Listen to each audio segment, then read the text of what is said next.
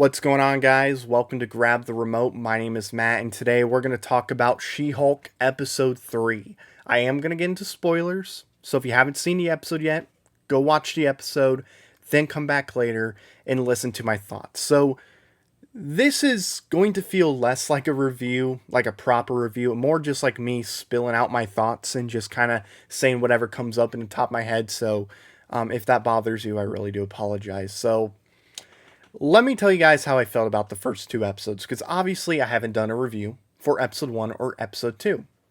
So, episode 1, I enjoy it more the more I think about it, but coming out of it, I thought it was fine.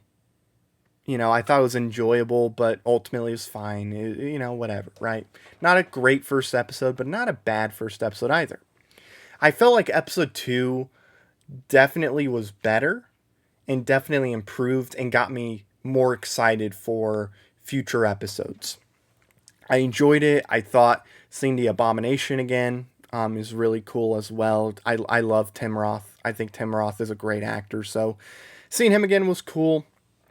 Just seeing her kind of getting used to She-Hulk and seeing her family, I thought that was a fun thing as well. So I did enjoy episode 2 quite a bit.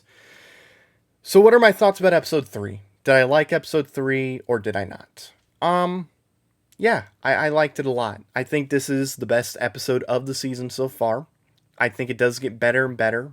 It feels like it's going to get better as the series goes on.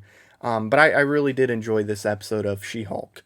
Let's start off with some of the positives. I have some negatives as well. We can get into that later. But Tatiana Maslany, perfect choice to play She-Hulk.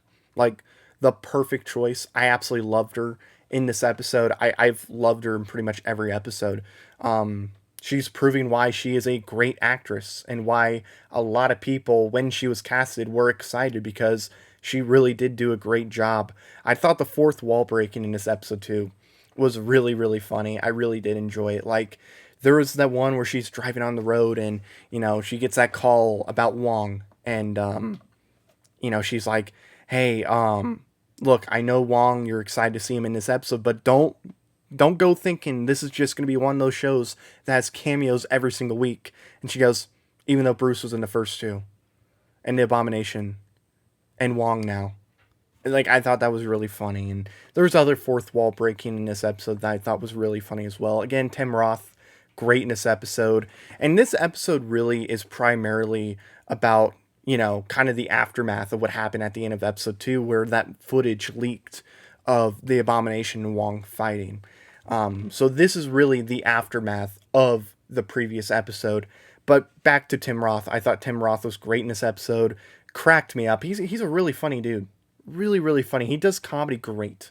Tim Roth does. And, you wouldn't think of the Abomination as a funny character, but I think the way Tim Roth does it, it works. And for this show, it works too.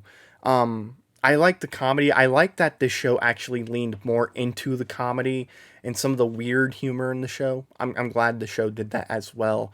Wong, I thought was great in this episode. I thought he was really, really funny. And kind of how he leaves the episode, I thought was great too, where, he's at the hearing and, you have all the judges or whatever, they look at him and go, hey, you broke out a fugitive willingly, right? That's against the law.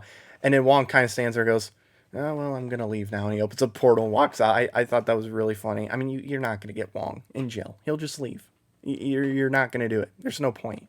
But I really did enjoy that as well. And I thought the court stuff in this episode, both with the Abomination court drama stuff and the one with the new Asgardian shapeshifter and Dennis, because Dennis thought the shapeshifter was actually Megan Thee Stallion because that's what the shapeshifter was acting like. I thought that courtroom stuff was really good, really funny. I thought the writing in this episode was also really well done, too. I thought it was really well done. And I know this is going to make a lot of people upset when they see it, or at least the people this is aimed at, but I still thought it was pretty funny where, they're calling out the people that were like, they're like hating on like some of the, female heroes and whatnot and saying, oh, why can't they just make their own character? Like, I thought that was really funny as well. I thought they handled it pretty well. And look, the show's gonna poke fun at a lot of people, so just, if you're upset about that, then stop. Okay, stop. But as far as the things I didn't like in this episode, and I know there's more, and I'll come up with more that I like, but there's not a lot that I disliked about this episode. So one thing that really stuck out to me was in towards the beginning of the episode where Jennifer Walters is She-Hulk and she's walking through the building. It looked very bad CG wise. Like it looked like it was a unfinished CG, type thing. Like She-Hulk just looked unfinished with the CG. It looked very animated. That really stuck out to me. Not every scene with She-Hulk looked like that, but there was one in particular that I thought looked really bad with the CG. So yeah, I didn't like that. The post-credit scene, I felt it was unnecessary. It was just, I get it, it's a fun little gag. I mean, it's Megan Thee Stallion and She-Hulk twerking together. Um, I thought it was kind of pointless. Like, I saw some people like, oh, that post-credit scene. This was before the episode came out. Like, just wait for that post-credit scene. So I was getting really excited. And then it's just that. It's like, whatever. I mean, watch it if you want. Watch it if you don't want it. I don't know. But I thought that was kind of pointless, in my opinion. Um, but yeah, that was about it.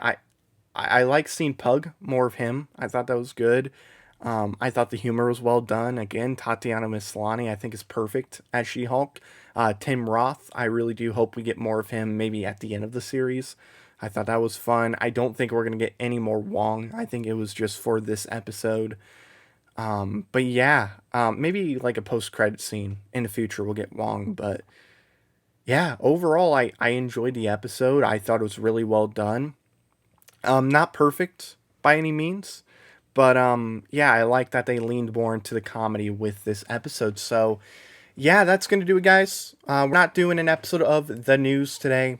Quite frankly, I'm recording this at 8:30 or 8:57 in the morning.